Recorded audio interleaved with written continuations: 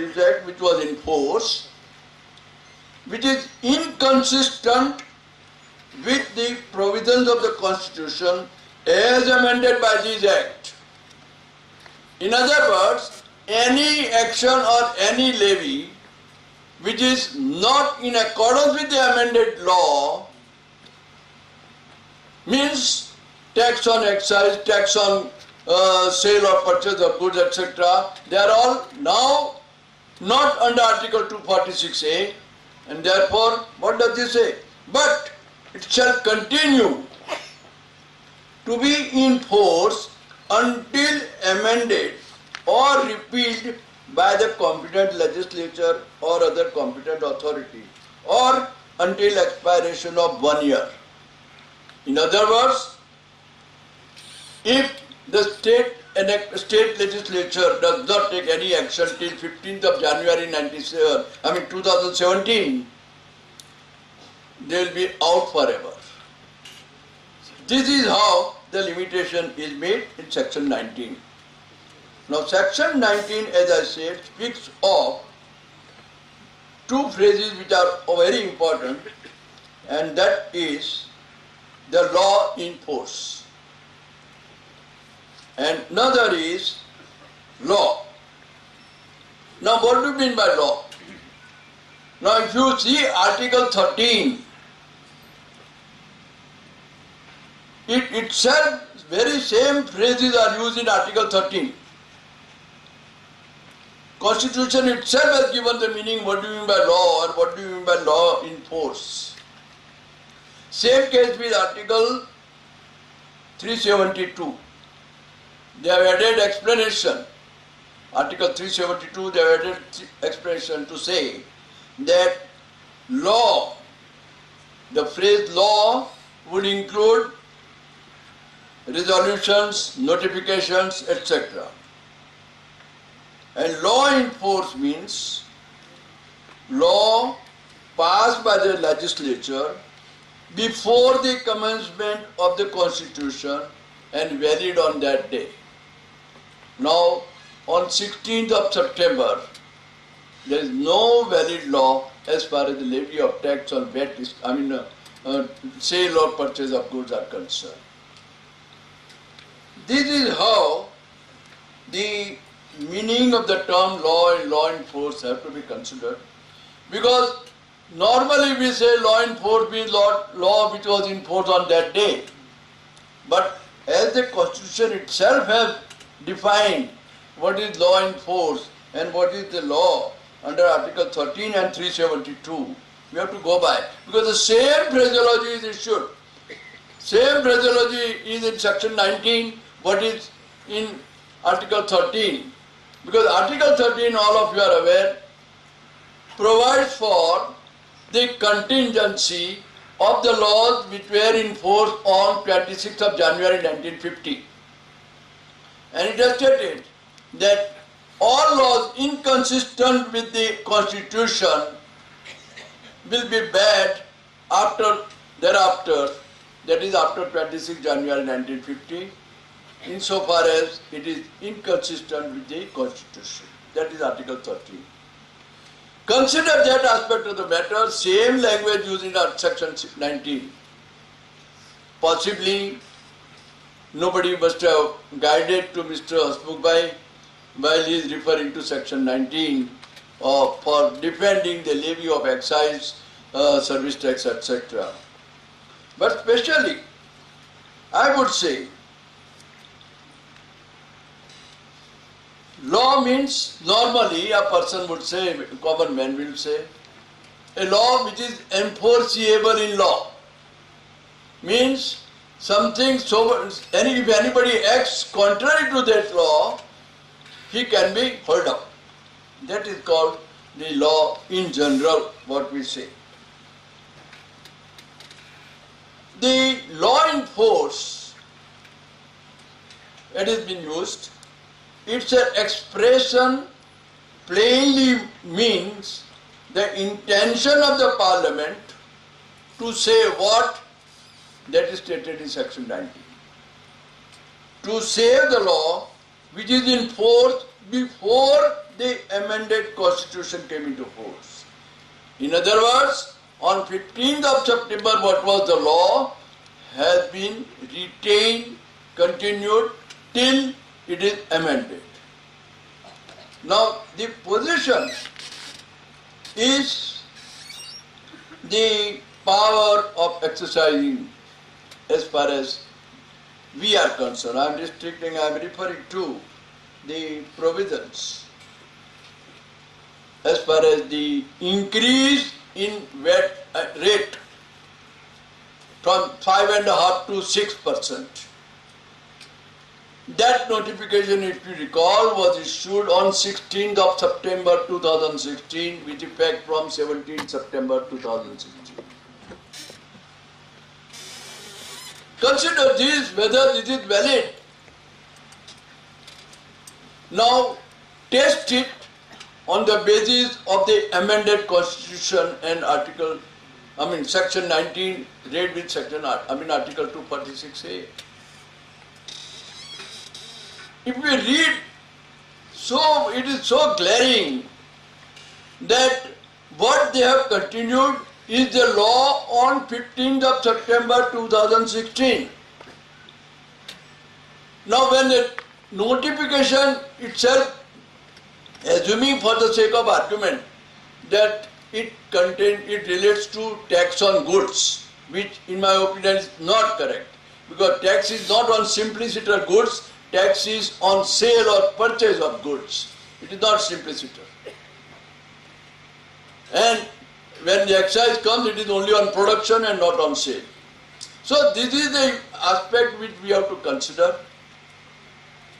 If on 15th of September the rate was 5.5%, how can you from 17th September amend it to 6%? In my view, it is absolutely illegal, ultra-virus and contrary to the provisions of Article 265 of the Constitution as well as the amended Constitution. Because the Constitution amendments have come into effect from 16th of September 2016. In my view, they have unnecessarily hurried without considering its repercussion of issuing another notification that is on with effect from 16/9/2016. All provisions have been brought into force.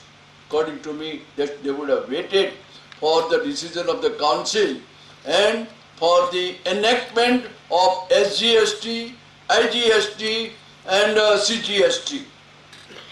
They would have waited, then all this problem would not have arisen.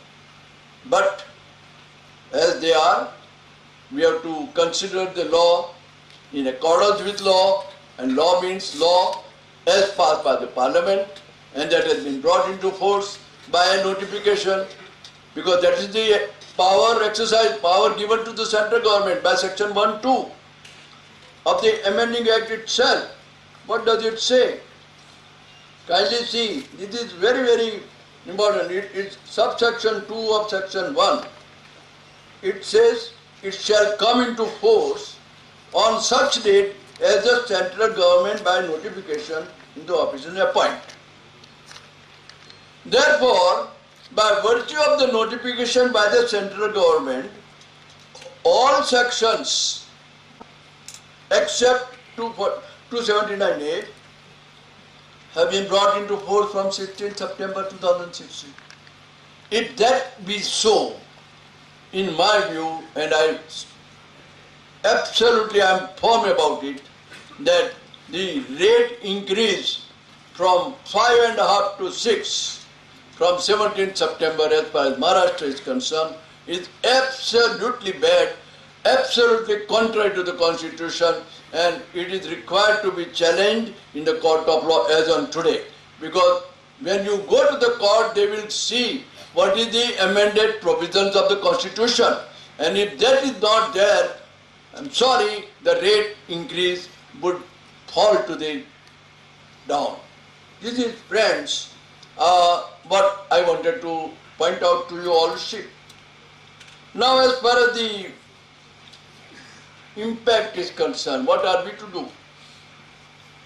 The basic first thing is anybody who has a large stake involved by increase of 0.5% should come and challenge it in the court of Bombay High Court.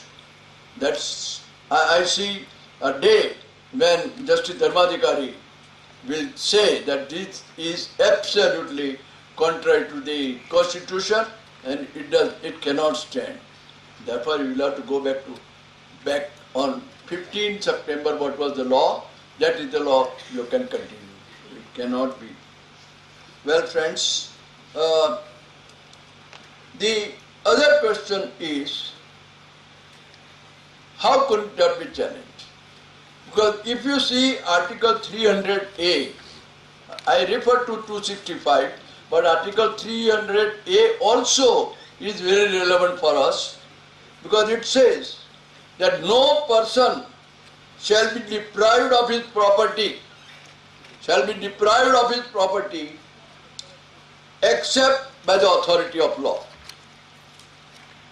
Now, both the provisions, Article 265 and Article 300A, makes it very clear that you can't be asked to pay something which is not in accordance with law. That means 0.5%, though it may be smaller amount, but 0.5% also makes crores of rupees as far as the state of Maharashtra is concerned. And I am sure they have tried to show that their revenue is much more than what normally would be for the purpose of getting the compensation from the center. That look, in 2016 my revenue was large and therefore pay me. This, according to me, is absolutely contrary to the provisions of law. Both Article 265, 300A, 246A, all these sections have to be harmoniously considered. Its impact, the amendment to Entry 54, the amendment to removal of 92C, all these will have to be considered when you consider the legality of any levy. Therefore, friends, I again and again say that instead of relying on the man-made computer, always rely on your God-given computer, and I'm sure you will get different opinions as we are. Indians are, as I said earlier, different opinions. But as far as this is concerned, let me tell you, I am very firm, absolutely as clear as day, that the notification effective from 17 September as far as state of Maharashtra is concerned is absolutely contrary to the provisions of the amended constitution. Friends, thank you very much. My time is up and thank you very much.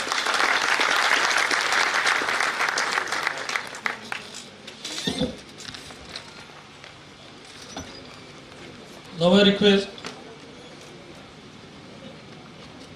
President Dr. Shashank Dond, today's chief guest and speaker PC Joshi sir, other dignitaries on the dais and off the dais. It is an honor for me to perform hearty vote of thanks to today's chief guest and speaker PC Joshi sir. We are thankful to him for readily accepting our invitation. He has given us his study material which is printed in the book in very short span of time.